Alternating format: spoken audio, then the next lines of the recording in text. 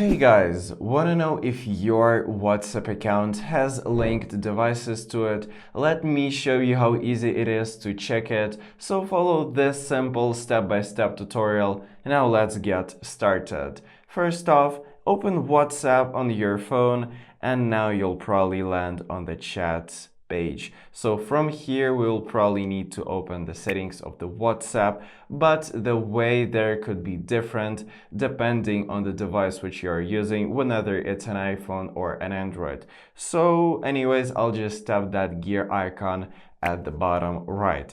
Now you'll land on the settings page, and here look for the option called linked devices and just give it a tap.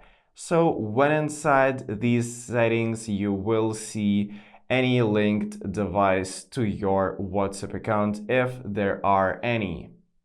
So if you see this unknown linked device, just give it a tap and now look for the red logout option at the bottom. So just simply tap on it and now in the confirmation pop-up, just click on the logout option again. So now you have deleted the linked device from your WhatsApp account. And now let me show you how easy it is to secure your account.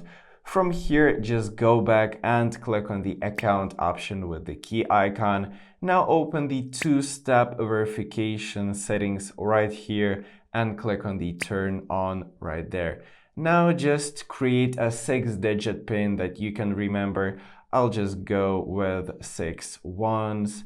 Now confirm your 6-digit PIN code, and that's pretty much it. Now anybody who will try to log into your WhatsApp account will be prompted to enter the same 6-digit PIN code. So that's pretty much it, guys. Thank you for watching and subscribe for more tips.